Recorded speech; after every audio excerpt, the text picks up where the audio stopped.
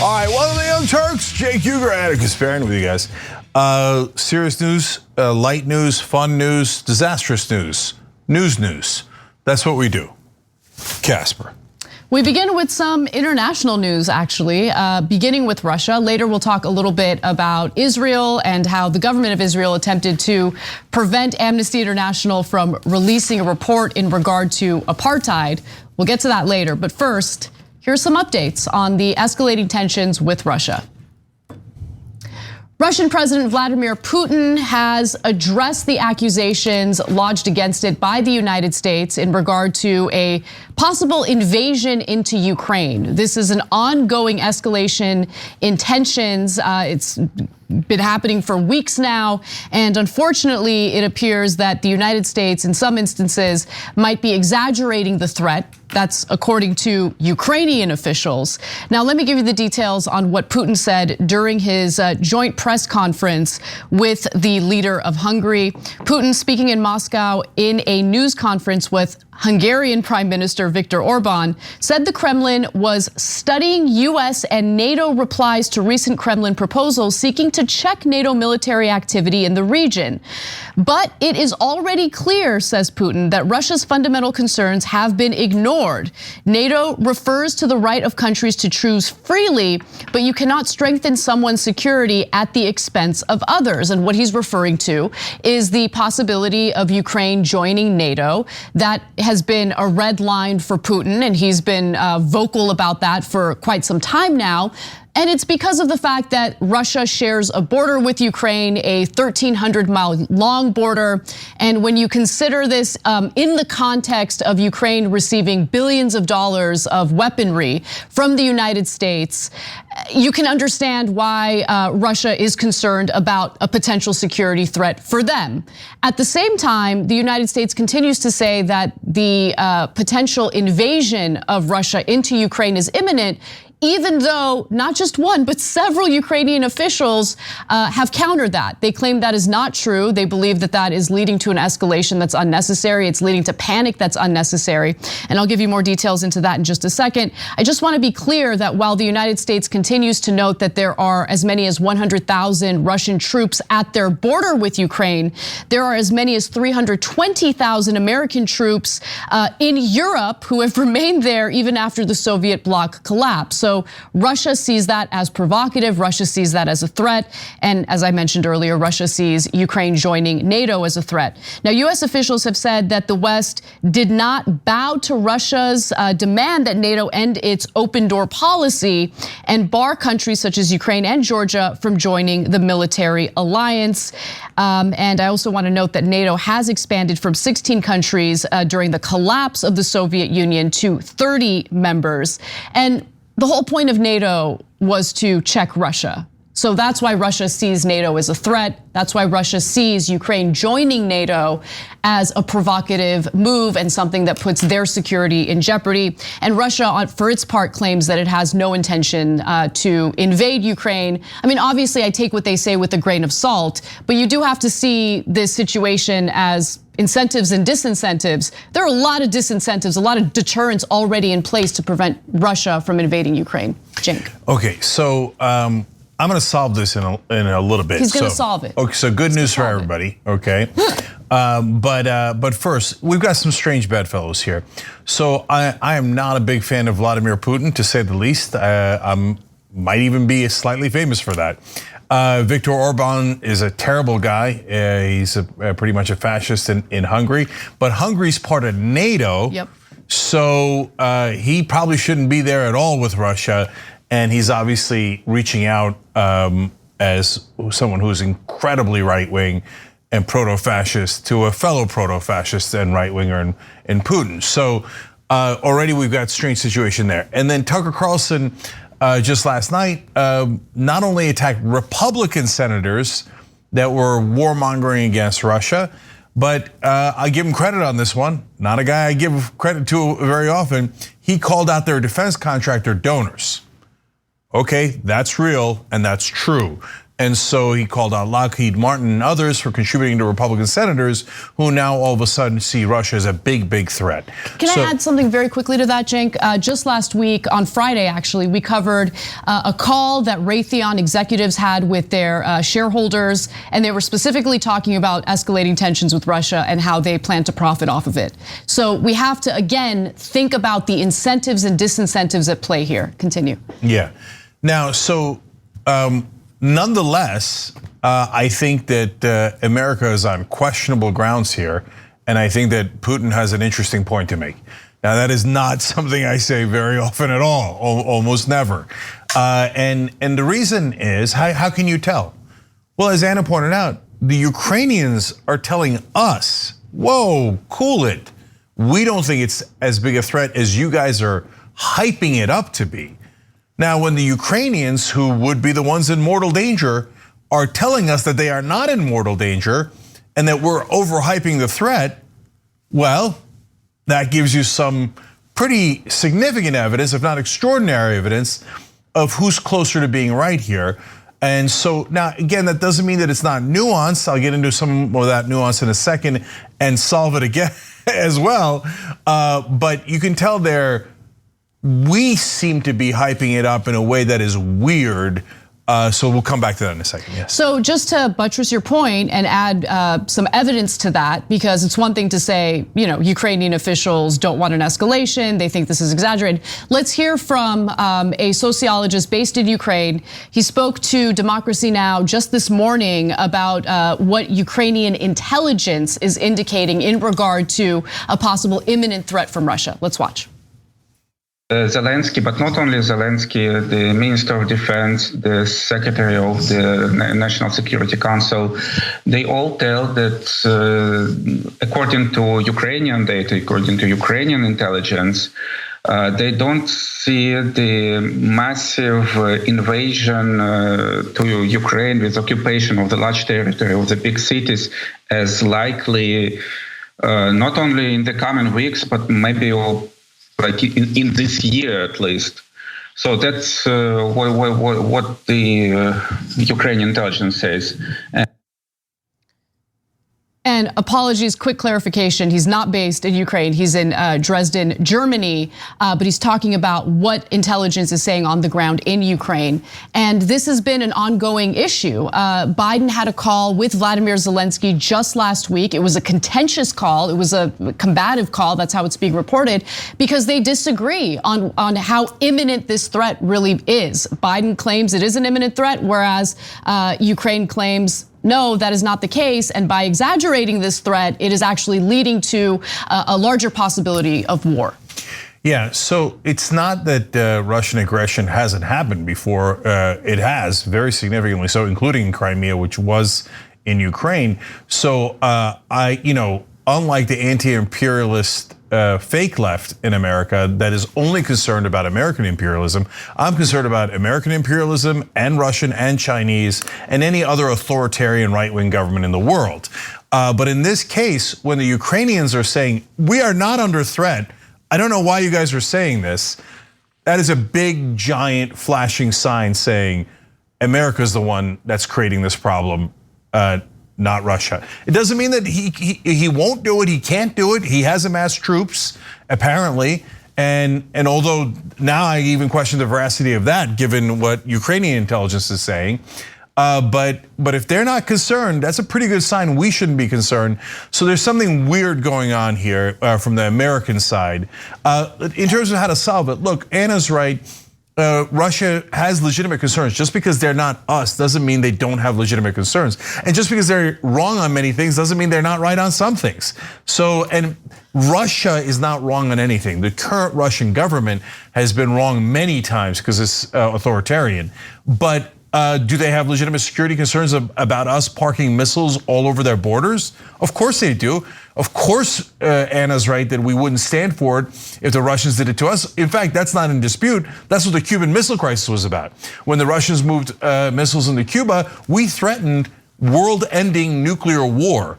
So amassing troops on the border would have been the least of what we would have done if we were in Russia's situation. You just have to be honest about that. It's not that hard to be honest.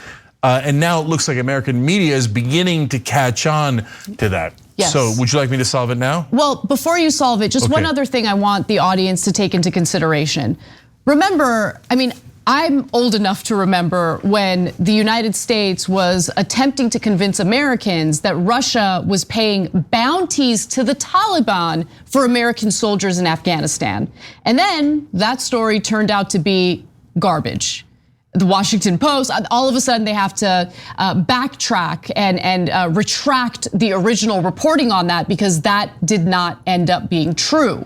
So you have to take the situation, you have to, of course, be skeptical of the claims coming from both sides, but that in my mind is a clear example of the United States attempting to escalate tensions with Russia by accusing it of doing something that it was not actually doing. Doesn't mean that the Russian government is completely innocent, doesn't mean that we like Vladimir Putin, but it does mean that we want to be cautious in moving forward with any type of escalation toward war. And that's what I'm seeing from the Biden administration right now. It's pretty terrifying. Yeah, so look, my fix here is relatively easy, so I don't want too much credit for it. So look, you usually resolve these in a simple way. Are we right to expand NATO all the way to Russia's borders on nearly every side? If we truly want peace and deterrence, that's probably less productive. It'll make us less safe, not more safe, if we put those missiles right on Russia's borders. So I don't think it's that productive to expand NATO that way. On the other hand, we're not gonna wanna lose face and walk backwards, especially Biden, who's trying to prove that he's a tough guy in domestic politics. He's completely failed. So now he's going around saying, oh yeah, I'll push Russia around. So he can't say, no, we will withdraw putting NATO into Ukraine as a request or anything along those lines. But what they can do is say, okay, we have reconsidered the timing with which we will deal with Ukraine applying to NATO, okay? And behind the scenes, you tell the Russian diplomats, okay, we're not gonna do it. We're not gonna do it for X number of years, 1 year, 3 years, 5 years. Publicly, we're saying we're still open to it. Every country has the freedom to choose NATO and to choose their alliances, but we will back away diplomatically for X number of years. Problem solved. The Russians would be at ease. They would be unlikely to invade in that scenario. We lose nothing. In fact, we're probably a little bit safer if we do that than if we expand NATO, which would be seen as provocative. So that's the reasonable, relatively easy way to solve this. But the question is, does either side, particularly America in this case, want an easy resolution, or do they want some sort of mess for some other reason that is not clear at this point? Right, I mean, this could be an attempt at engaging in some sort of Cold War to sell weaponry. There's that possibility as well, but you're playing with fire because you're dealing with two nuclear countries. So if this is just an attempt to bolster the defense industry, it's pretty sick, right? And incredibly risky. And one of our viewers wrote in and says, why would Russia be worried about Ukraine joining NATO? There's no threat to Russia from Ukraine. They're the ones who invade and annex territory. Well, I would argue if there was an international alliance that was providing weaponry to Mexico, specifically in regard to the United States, would we see that as a threat? And that's what's happening here. The United States government over the past, since 2014, has provided literally billions of dollars worth of weaponry to Ukraine. And I think that we need to be real about how any country would perceive that, especially when they share a border with the country, receiving the weaponry from a country that is hostile to it, like the United States, Yeah, and so in fact, Putin asked in his press conference today, so if we have a conflict with Ukraine in Crimea, which Russia now currently controls, but Ukraine has claim to, he said, am I now in the middle of a war with the rest of Europe and America? Well, if Ukraine's in NATO, yes, technically we would be at war with Russia. And that is a very, very dangerous situation. You don't have to lose face if you're the one who needlessly started the conflict in the first place. Back away, back away. I'm ready to be super aggressive with Russia, diplomatically, financially, you name it, in the appropriate circumstance. But this doesn't look like it's anywhere near appropriate. So I don't know what the hell we're thinking. And guys, last thing is that it's so hard to tell America's intentions because our officials are bribed by so many different interests that it's hard to keep up. Could it be that there's some giant hedge fund or several hedge funds that have bet one way or another on the Ukrainian economy or the Russian economy, and they are funneling millions of dollars to Democrats and Republicans? Yeah, that's totally possible. Look, in this case, I have no evidence of that, but I'm just giving it to you as an outlandish case that is not at all outlandish. Could it be the defense contractors? Could it be the oil companies? And they think it'll drive up prices. Anything is possible. In fact, a foreign government could be doing it. How? They just give money to our politicians. It's so easy to buy them. For the foreign governments, you need a tiny bit of loophole, but we explained that yesterday. Democratic majority for Israel right now is trying to buy 15 different seats, and they say, yeah, it's for Israel. It's not for America. We want to buy it for Israel. And that's just American politicians that they buy. So could somebody be buying a war with Russia? I don't know. Bribery is legal in America, so anything's possible. So we'll keep filling you in. And look, if our analysis ends up being wrong, we'll be the first to come on the show and tell you, oops, we were wrong and we apologize. But this is the way that I'm reading the story and analyzing the story as someone who has no dog in the fight. I don't have any love for the US government and its warmongering ways. Same with Vladimir Putin. He's not innocent either. But you got to look at the facts on the ground. And more importantly, I'm going to go with what Ukrainian intelligence is saying. I would argue that's incredibly important. No, and I want to be clear. We're not wrong. It might turn out that Russia does take action at some future point, but that doesn't change the facts on the ground today. And today, Ukraine is saying, America, back away. When if they were about to get invaded, they'd be in a panic saying, give us weapons, give us a way to defend ourselves. They're asking Europe to back away. So the facts now are relatively clear. They could change later, but right now it doesn't look like Russia's the aggressor.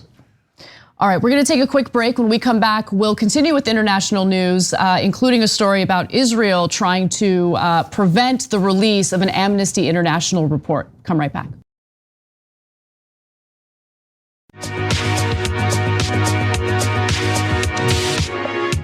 All right, back on TYT, Cenk and Anna with you guys, news. All right.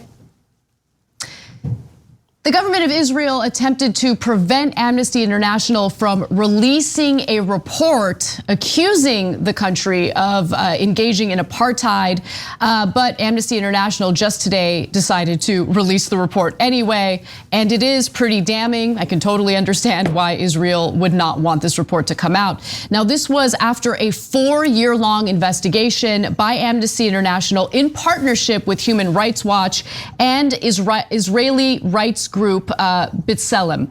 Now, here's what we know based on the report. The comprehensive report, Israel's apartheid against Palestinians, cruel systems of domination and crime against humanity, sets out how massive seizures of Palestinian land and property, unlawful killings, forcible transfer, drastic movement restrictions, and the denial of nationality and citizenship to Palestinians are all components of a system which amounts to apartheid under international law.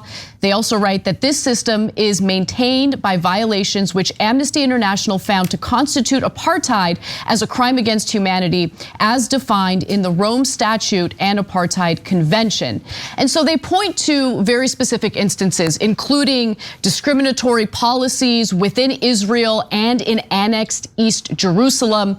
They write about Israel's blockade of the Gaza Strip. They also point to the de facto annexation of the West Bank, where the government of Israel exerts overall control and is actively building and expanding Jewish settlements that most of the international community considers illegal. And we're going to go to a video that helps you visualize some of this in just a moment, but this is a damning report to say the least, and the real question is what the international response will be to it.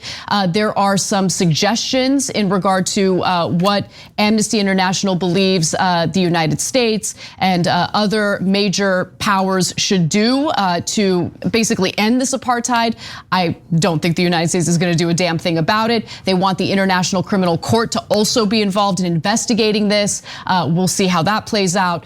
But Cenk, what do you think? think? I mean, I am noticing a change in the way various organizations and even media talks about the situation on the ground in Israel. Yeah, well, you'll be punished if you're honest here, but Israel has had a headlock on American media and American politics for decades. Anna, I think, is right that headlock is now loosening, and I would actually give credit to a lot of Jewish progressives who said these constant charges of anti-Semitism are just not merited, and that has given space for people to say, yeah, if there's any kind of racism or bigotry here, it looks like it's being done to the Palestinians, not to the Israelis. And that is actually fairly obvious unless you're being gaslit for decades that the people that are being occupied are somehow the oppressors. That makes no sense in the rational world. I'm glad that we're beginning to snap out of it. So now, is Israel an apartheid system at this point? The answer is obviously yes. So, I mean, think about the core of what they're saying. We cannot let the Gaza Strip have control its own borders. We're gonna blockade it, and we're not gonna allow it to have its own military, its own defenses, its own borders, and the West Bank is still under our control. So those are all open air prisons. And why? Because the Palestinians cannot be trusted to not be violent. Well, that is by definition racist. They're saying these people as a whole, millions of them, are untrustworthy. That if we allow them to be free for even a minute, they will turn to violence. While ironically, they have used overwhelming and oppressive violence against that group for 55 years now. Those are facts. They might make you uncomfortable, but they are indisputable. Israel is not occupied, Palestine is occupied. So Israel, in its response to Amnesty International, did the usual absurdities. First, it's anti-Semitic. No, you've overused that excuse 1 billion times. Is there real anti-Semitism in the world? A ton of it, a ton of it. And right now there's massive growing anti-Semitism in America. Synagogues are getting attacked, etc., right? So do not use that phrase for your political purposes when it's real and it's a massive problem that is growing every day in America. But the Palestinians and Amnesty International are not being anti-Semitic to Israel. They're the ones that are occupied. No, the Israeli government is saying you people cannot rule yourselves. You're savages, and all you understand is violence. No, you're the racist ones. That's just a fact. And I hate that that's true, but it is true. So the second absurd claim they had was Amnesty International and Human Rights Watch and other human rights groups are all denying our right to exist. No, they're not. Not true at all. They didn't say that at all. You're lying. And there is one country denying the existence of another. Snap out of it. You should know the answer. Israel is denying the existence of the Palestinian territories by not allowing them to be a state. How do they not allow them? They roll in tanks and kill them. Where's the question? Don't tell me about, look, the existence of Israel is important. It should not be questioned, okay? But you don't get to say, hey, I'm theoretically questioning my existence, when in reality I have tons and tons of nukes to back me up and ain't nobody gonna take it from us, right? But I'm not gonna let you have a state because I'm racist against you and I think you're savage. And then talk about the existence of a state. You're blocking their existence right now. Snap out of it, America.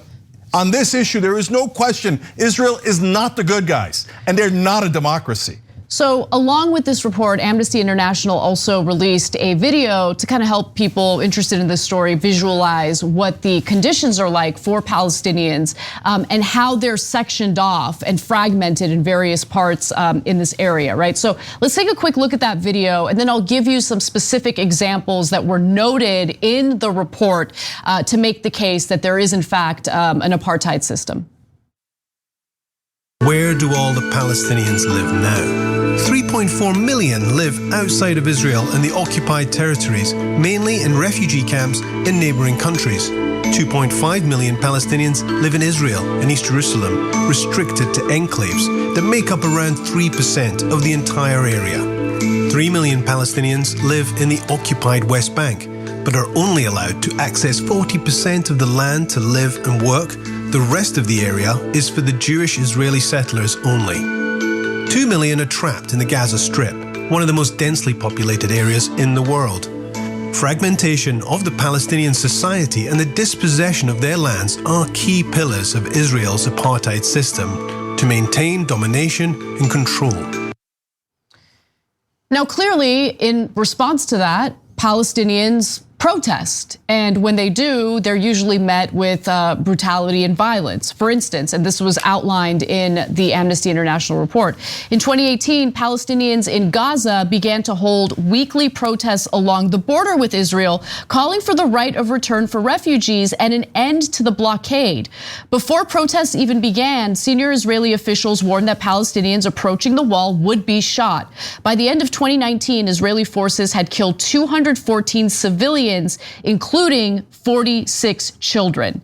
And so in response to their findings, Amnesty International is calling for international action to ensure that Palestinians live lives of dignity, that their human rights are supported and protected. And so it calls for countries like the United States to stop enabling the Israeli government with weaponry and with funding. Governments who continue to supply Israel with arms and shield it from accountability at the United Nations are supporting a system of apartheid undermining the international legal order and exacerbating the suffering of the Palestinian people. And here's what else the report recommends. Amnesty International is calling on the International Criminal Court, the ICC, to consider the crime of apartheid in its current investigation in the occupied Palestinian territories, and calls on all states to exercise universal jurisdiction to bring perpetrators of apartheid crimes to justice. What they're recommending makes sense. It's not going to happen. And it's for many of the reasons that we've talked about on the show repeatedly. I mean, you have, legalized bribery in this country. You have well-funded groups that have one objective and one objective only, in ensuring that we protect our relationship with Israel at any and all costs, continue to provide foreign aid to Israel with no conditions, no strings attached. And it's really, really hard to fight back against that. The system of legalized bribery in the United States is what fuels many of the foreign policy foibles that we see by our government. Yeah, in terms of our reaction, we will have none except to shun Amnesty International, not the government that's doing the apartheid. So this is by the way, I have personal experience with how this propaganda works, because when I was growing up as a kid under the influence of honestly Turkish propaganda, when Amnesty International did reports about torture in Turkey, the government of Turkey would do propaganda saying, oh, Amnesty International is working with foreigners and terrorists and against the interests of Turks. And we were told that we were supposed to hate Amnesty International because they were biased against us. That, of course, is nonsense, total utter nonsense. That's what every government says that's actually doing terrible things that human rights groups are calling out. So I don't say that just in relationship to Israel now and their reaction, but to the American reaction. They have a 0% chance of caring about this, because honestly, and this is deeply uncomfortable, and Ilhan Omar was sanctioned for pointing out the super obvious. In America, everyone has lobbyists, and some are more powerful than others. And so drug companies have the biggest lobbyists. Somebody give dozens of examples. In this case, there's a group called the AIPAC that's been doing it for decades. Now there's another group called Democratic Majority for Israel. We just did a story yesterday unrelated to this. They're going in and declaring we're going to basically buy 15 legislators. We're going to pour in millions of dollars, and then they're going to owe us. And they claim proudly, we will make the difference in these races, and then they will have to support Israel unilaterally. And those candidates, a lot of them whom are incumbent American politicians in the United States Congress right now, have public quotes where they say they will not question Israel, that their bond is unbreakable. It doesn't matter what Israel does.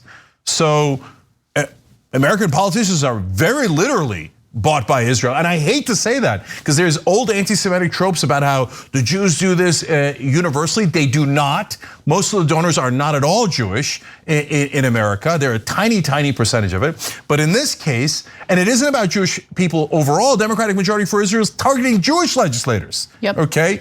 But is it a lobby on behalf of a foreign government that completely controls those politicians that make the difference in America? The answer is yes, yes. So Israel does have apartheid and America will do absolutely nothing about it. Well, by the way, pretending to care about human rights abuses in other countries. Yeah, I mean, look, it's all propaganda. Yeah. Hey, Venezuela and Iran have a lot of oil we'd like ExxonMobil to have contracts with. So they're the bad guys. They're the bad guys. Saudi Arabia is a vicious dictatorial fundamentalist government. Oh, they sell us oil for cheap? Yeah, they're good guys. And by the way, not to you and me.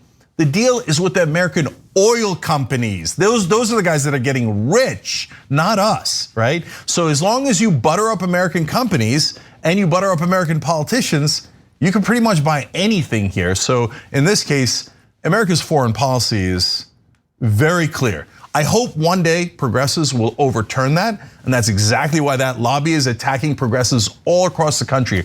They're like, we don't want our lock on American politicians to be broken. And that is what's at stake, and reporters barely ever cover it. All right, now let's get to something that we promised that we would do in coming days. An update on the possible Supreme Court nominee for Joe Biden. We now know what her past experience entails, and you guys deserve to know about it. So, we're learning more about Biden's likely replacement for Supreme Court Justice Stephen Breyer, who announced recently that he plans on retiring, giving Biden an opportunity to nominate a Supreme Court justice. That's great.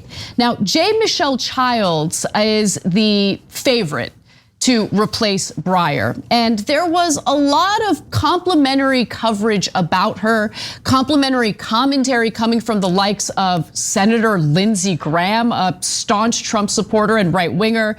She has been endorsed by Representative Jim Clyburn. And so we were a little skeptical because there was very little talk about the substance behind this woman. What were her previous, rulings as a judge? What kind of work did she do as a lawyer? Now we're learning quite a bit about how she's actually sided with employers over employees in various cases, including cases involving discrimination and sexual harassment. Now, at the law firm Nexon Pruitt, Childs worked primarily in labor and employment law, principally working on behalf of employers against allegations of racial discrimination, civil rights violations, and unionization drives. Now, I think it's important to remind you all that the reason why Jim Clyburn has been pushing for her is because he wants an African-American woman to serve on the Supreme Court, which is all fine and dandy, but what does it matter if it's an African-American woman when her work history includes fighting against employees who have experienced discrimination in the workplace? Now, Bloomberg Law has 25 cases registered in which Childs participated during her time at the firm. 23 of those involve alleged employment discrimination or other employment-related civil rights violations. Race and gender were common factors in such suits. 7 such cases entailed race-based job discrimination, and another 3 involved sex-based job discrimination. In all but 2 registered instances, Childs was not representing the plaintiff, but the defendant, meaning that she overwhelmingly represented employers accused of violating civil rights and gender discrimination laws in the workplace.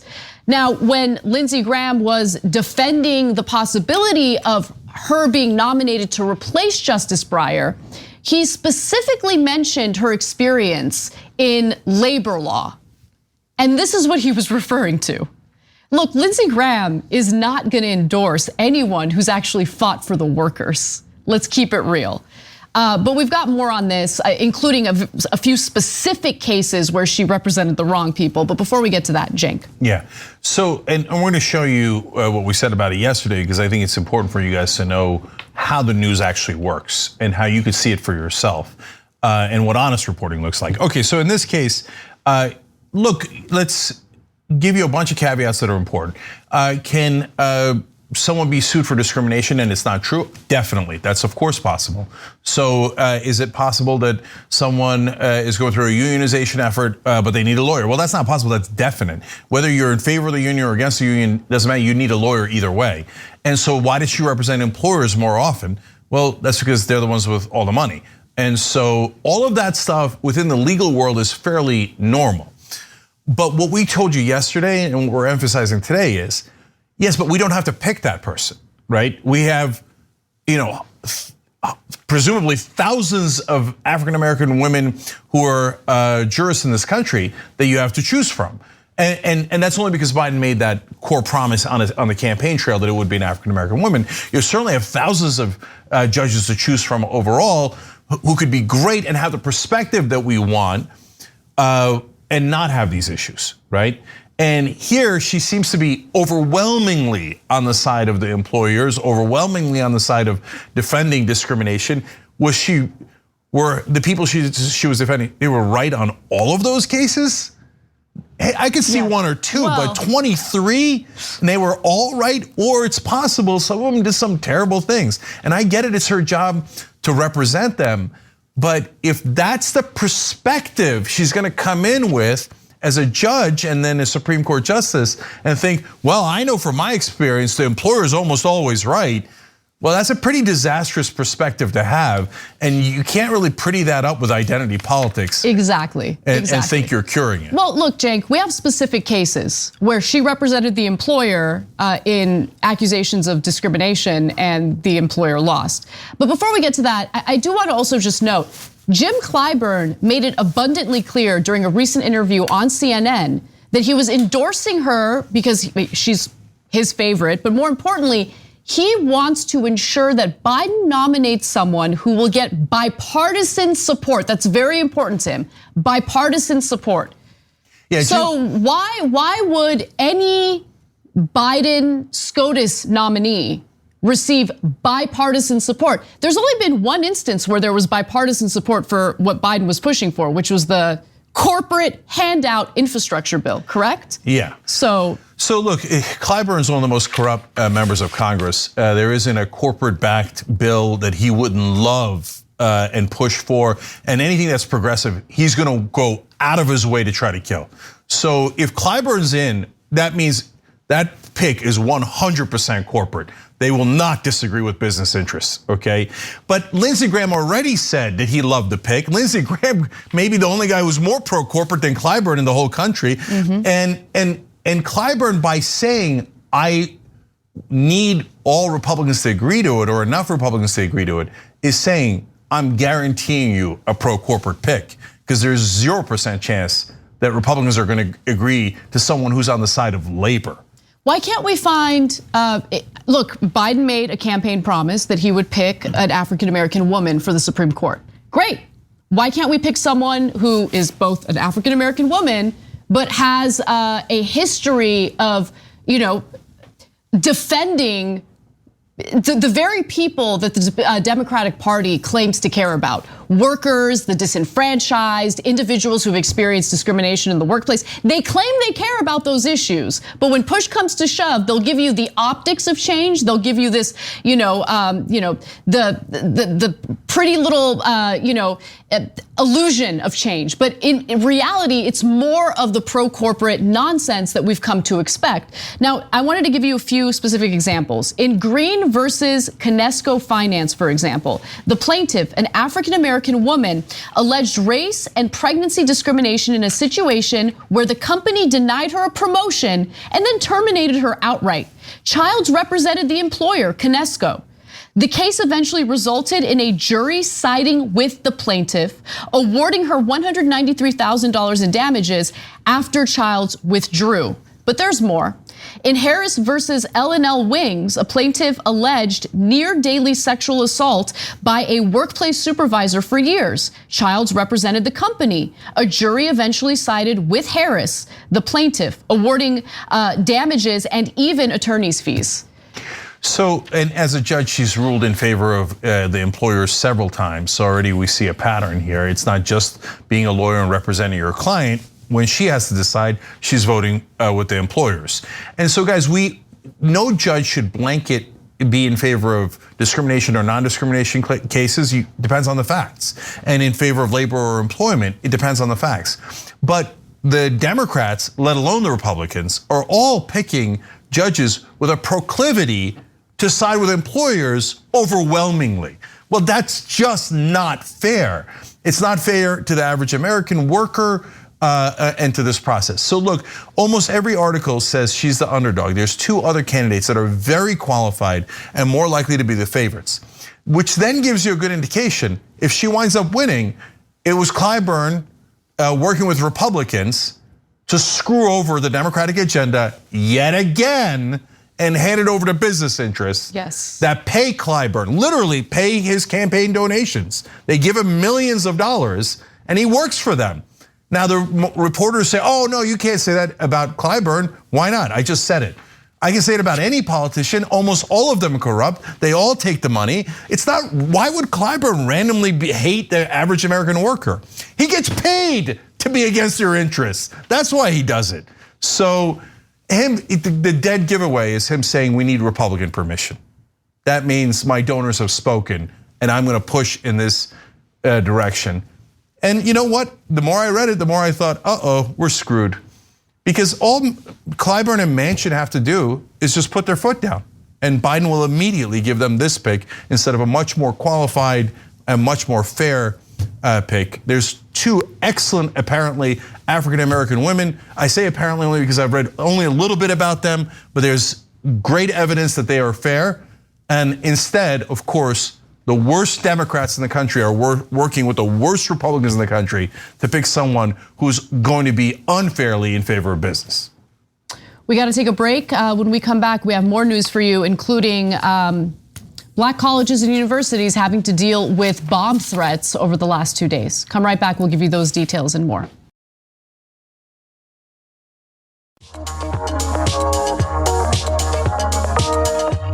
All right, back on TYT, Jen Canano with you guys, news. All right. At least 13 historically black colleges and universities have been facing serious bomb threats over the last 2 days.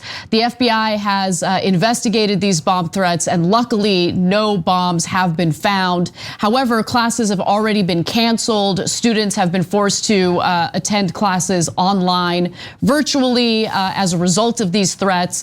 And it creates a sense of terror, a sense of fear among these students who are just attempting to go to school and get their education. The first round of threats started on Monday of this week. The second round came a day later, meaning today. The schools that received threats on Tuesday include Coppin State University, Jackson State University, Mississippi Valley State, Morgan State, Alcorn State, Kentucky State. I mean, the list goes on and on. Again, luckily, there have not been any bombs found. And luckily, the FBI is investigating this and more importantly, looking for the perpetrators, the individuals who have issued these threats. But this is what we're dealing with in America. You know, the FBI doesn't want to just speculate in regard to what the motive is, but we've seen, you know, these targeted cases where synagogues have been targeted, where black colleges and universities, Howard University, for instance, received the threats 2 days in a row. And this is the third threat that they've gotten in 1 month. This is what we're seeing across the country. Sometimes the threats are actually carried out. Other times they appear to be empty threats, but you can never be too sure because political violence has become commonplace in this country. Yeah, so in this particular case, they haven't solved who did it yet. And sometimes it turns out to be someone you didn't expect. But overall, what is the pattern? The pattern is white right-wingers who are trying to terrorize anyone they view to be opponents, either people on the left or minorities. And so is it likely to be that? Yeah, of course it's likely to be that. It's fairly obvious. And this is a form of cross-burning. It's the modern version of it. Remember, the cross burnings didn't kill people. They killed people in other ways, lynchings, etc. But the cross burning was meant to terrorize you and to intimidate you. And so now, even if there are no bombs, everybody in those universities are told you might die today. There's a bomb threat and you're to stay in your dorms, etc. And you have effectively terrorized those people. And the bomb threat is the assault. It is the cross burning. And so now, why is it happening more these days? This is a pretty spectacular case of it. Well, it's because this type of stuff is done to people on the left all the time. And if they don't have power, law enforcement completely ignores it. And so the right wing is now used to it. Now you out there in the real world never see it, so you have no idea what we're talking about. But progressives are targeted by the right wing like this fairly regularly. And since there's never, ever any consequences, they probably think, oh, it's no big deal. Now we'll do it to black colleges and terrorize more people on a larger scale. Now, these are large universities, so I assume they have some degree of power. They might be able to fight back. I hope they can, because law enforcement should find out who did it and give a very serious prison sentence to them.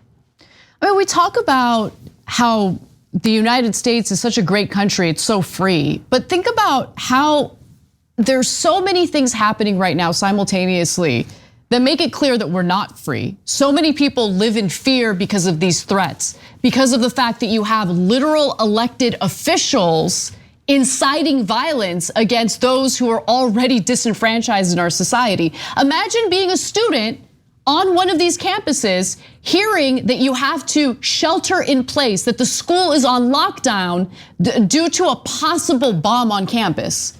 This is meant to intimidate, it's meant to terrorize, and it's all happening with the trauma that's caused by COVID, by the way. Think about it, these are students who have already had to deal with probably not even having a regular graduation ceremony, probably not being able to go to their prom, probably not being able to enjoy the things that young people typically get to enjoy because of the pandemic. And now they're finally in college, they're finally able to go on campus to learn in person, and they're met with these threats. Yeah, and look, if it turns out that it's a right-winger who did it, what do you think the right-wing response is gonna be? They're gonna say they're patriots, let them go. We're doing freedom of speech. Or they're gonna downplay it. Of course they are, they're gonna say it's freedom of speech. No, a bomb threat is not freedom of speech, that's assault. But you know what?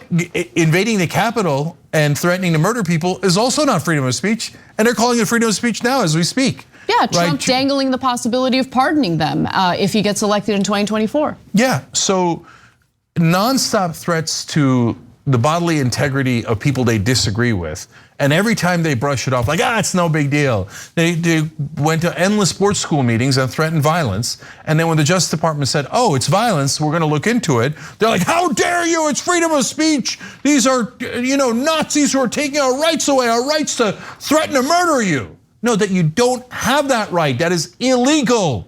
So I hope they capture the perpetrator here, and then, like I said, you should not listen to a single right-winger in there crying about freedom of speech or cancel culture or any of that crap, and you should have very severe consequences for the person who did this. And by the way, one other point that shouldn't be lost on anyone, I mean, the threats come on the first day of Black History Month.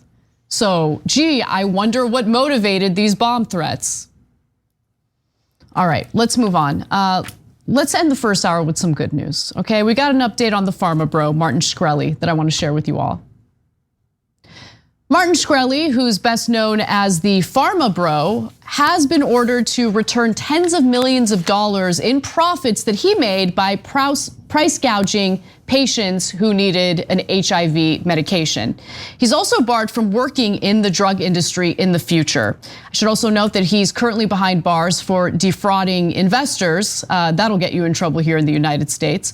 More on that later, but here's what we know. Companies founded by notorious pharma bro Martin Shkreli has agreed to pay up to $28 million to settle a class action lawsuit over its staggering price hike of the prescription medication Daraprim by 4,000%. Shkreli controversially raised the drug's price from $13.15 per pill, which by the way is already insanely expensive, to a whopping $750 per pill in 2015. Now, part of this settlement has to do with the fact that he was being investigated for creating a monopoly for this drug. And this is actually very commonplace in the pharmaceutical industry. Let's not make a mistake by thinking that Martin Shkreli is the only one who has done this. It's currently taking place right now as we speak. speak. I did a lengthy report on a drug called Revlimid that is being turned into a monopoly to ensure that drug manufacturers can maintain their profits.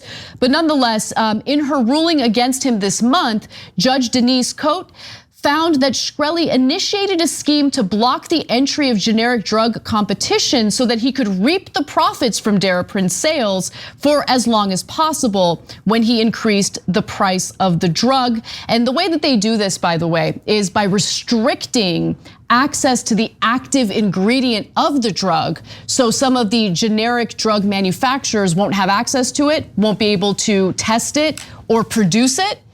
Again, this is very commonplace in the pharmaceutical industry. Martin Shkreli made the mistake of being this like boisterous guy who would brag about it, drawing attention to himself, and that's why he's facing consequences. The other mistake he made was he screwed over investors. That will get you in trouble in the US. Price gouging patients, that's not enough to get the attention necessary to ensure prosecution. So I'm glad these cases came out the way that they did. He is guilty, and I'm glad he's paying this. Unfortunately, if he's paying the number, that means he probably made more, and so he's probably going to get to keep a lot of it. But we don't know the details of that. But the most important part of this story, guys, is how much of an exception it is and not the rule. And there's a very good reason for that. Shkreli did a number of things wrong. One, he was flamboyant about how he was ripping people off. That'll draw attention, but he would have easily survived that too if he was part of a larger company that regularly gave campaign contributions, but he wasn't. So in fact, he ripped off, this is his third and most lethal mistake.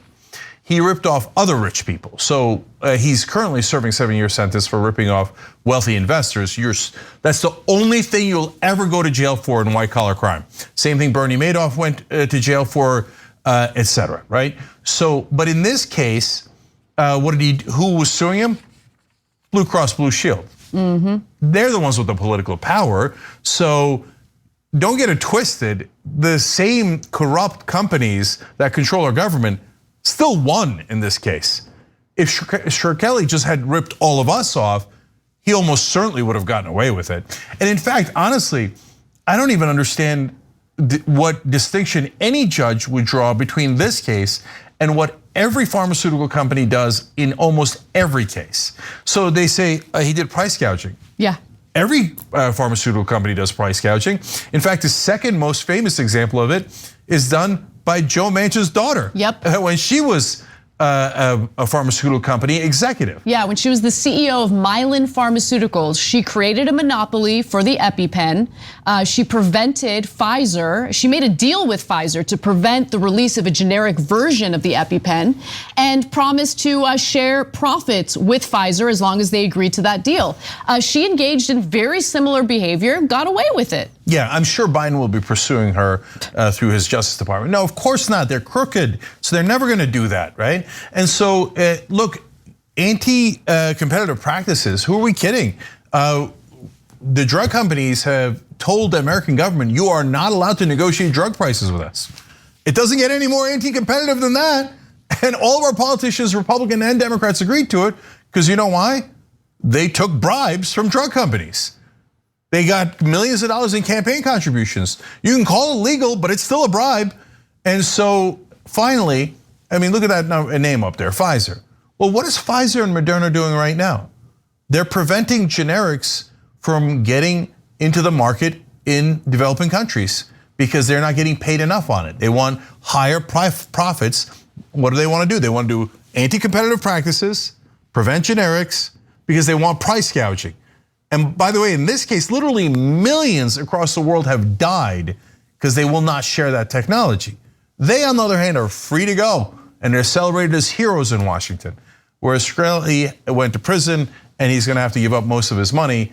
And that's how so-called justice works in America.